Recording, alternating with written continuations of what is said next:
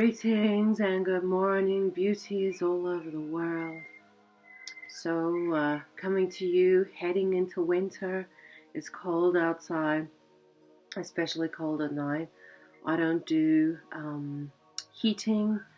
I have done in the past, like a little heater, but even so, I didn't like to use it. I don't do electric blankets, so I'll usually have about 10 blankets on my bed.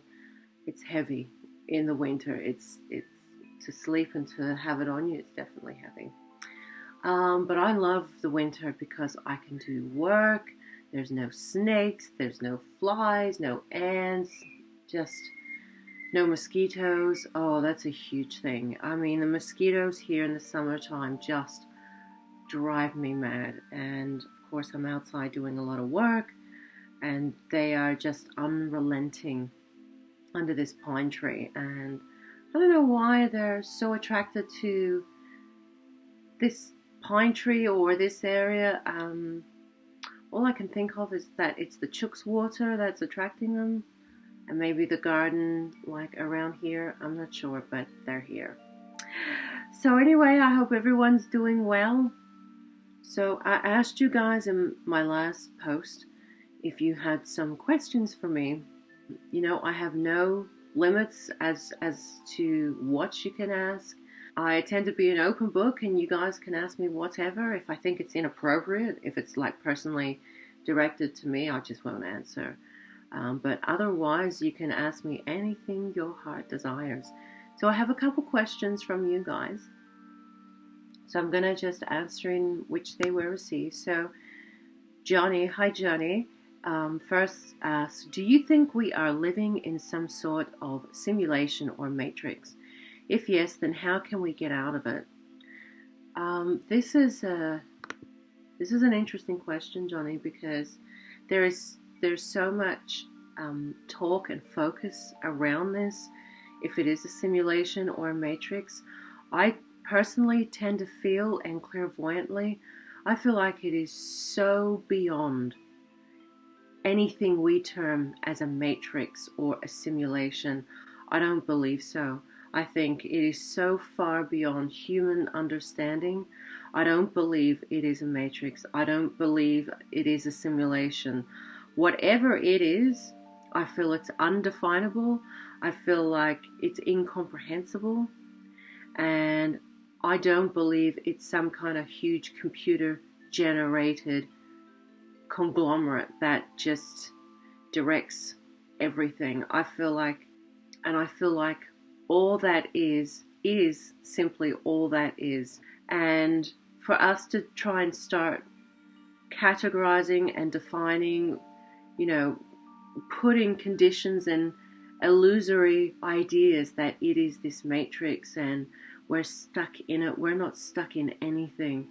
And this thing that people called the matrix is so far beyond our comprehension that to even try and justify it would be such a silly thing to do on my behalf. And it is just what it is. And I think there are those that know, but definitely not on this planet, and definitely not of this density.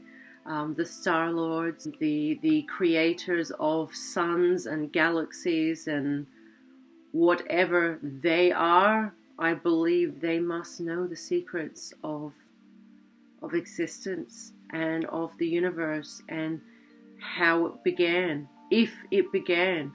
It's so far beyond our comprehension, and yet it's so simple at the same time. But whatever it is, I feel like it's natural, entirely natural. Whatever it is, beyond comprehension. I couldn't even possibly try to imagine what it is.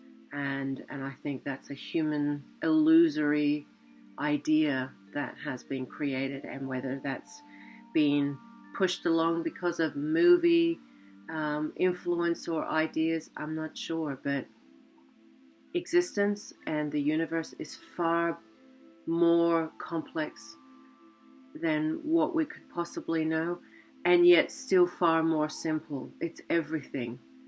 And I just think it's useless to try and define what it is or how to get out of it, because unless you feel like you're in something or you're stuck in something, then for sure you're going to be stuck in something. Because remember, your belief systems is what comprises your reality and what you live.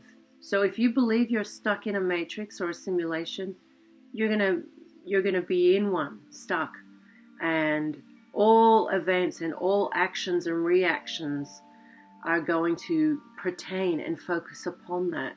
Which, whether you want it or not is beside the point, because remember, whatever you put out is what you're going to get back. So if you believe you're in a matrix, that reactive response is going to come back to you due to the belief or the energy that you put out. So if you don't want to be stuck in a matrix, then I'm not stuck in any matrix. I'm not a part of that. That's not my life. So remember your reality. These chooks are mad at me because I've shut the door. It's like I'm ignoring them. They're not happy about it. Hi, Jeremy.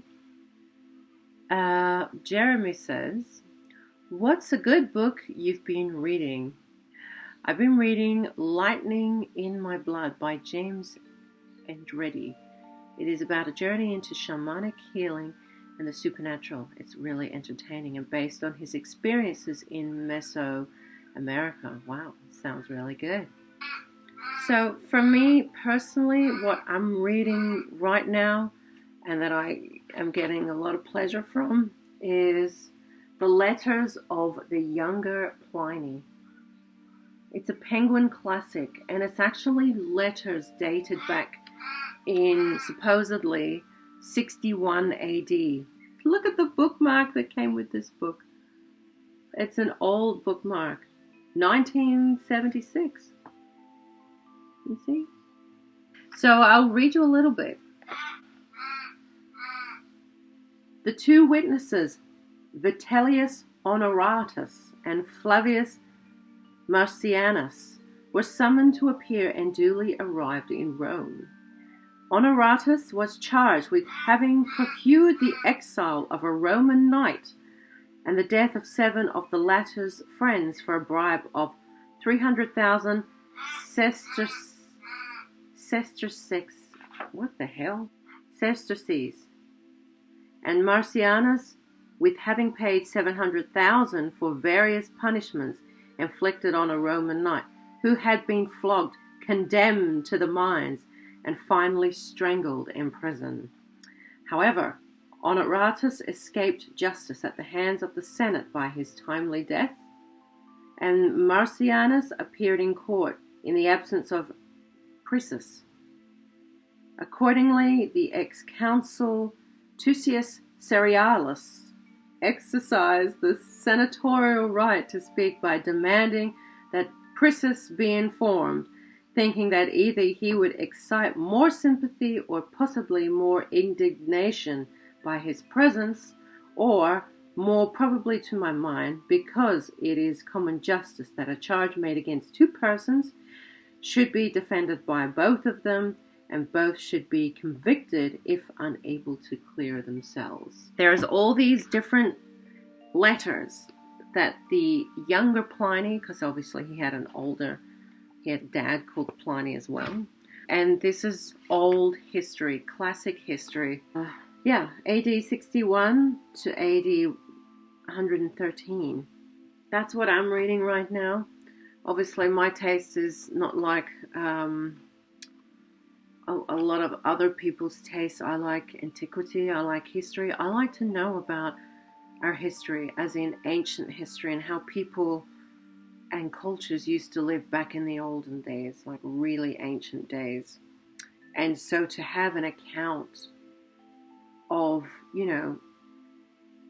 a person living, 60 years after the death of Jesus. Can you imagine 60 years after the death of Jesus?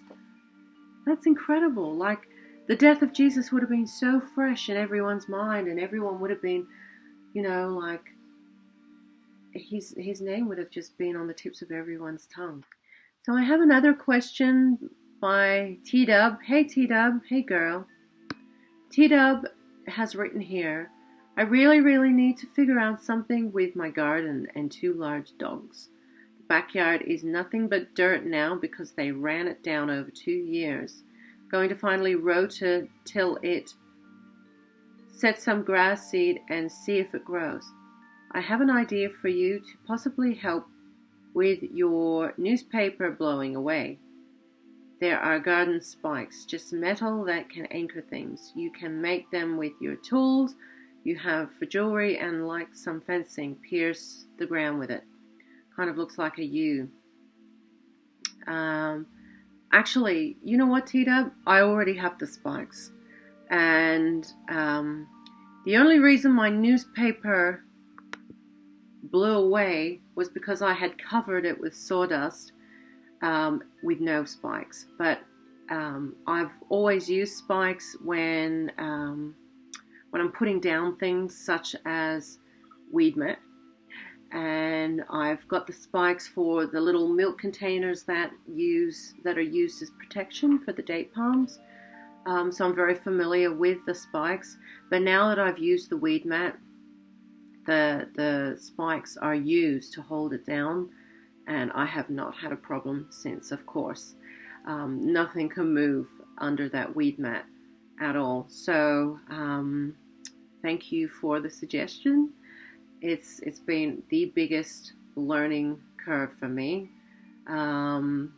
Sometimes frustrating, sometimes successful, but I feel like I'm finally getting on top of it now. But I must go and plant the rest of the date palms. Last night I did another 6. I've got maybe about 50 more to plant now. Definitely 40. I've got to check the other 10 or so because it's getting cold and they don't like to sit in cold water. So I've got to put them in a warm ground in the dirt. So yes, thank you for that. But my suggestion, some advice to help you with your dogs. I understand because my chooks have been scratching up my grass out here and it's almost gone. So what I did was, because you want to fence, you want to give them some area to play in. So what I suggest is maybe fencing off half of your backyard, and so it gives them, one section to run around and play in, but then you've got another section that is growing the grass. The only way around it is fencing it all off and letting it grow. But then, then the dogs, they probably don't have somewhere to play and run around in. It's hard to say, but at some point, and what you will have to do is fence it off, because otherwise the animals will destroy it. You should see my place. It's such a challenge with these chooks because they love to scratch in new places and green places. They love eating grass.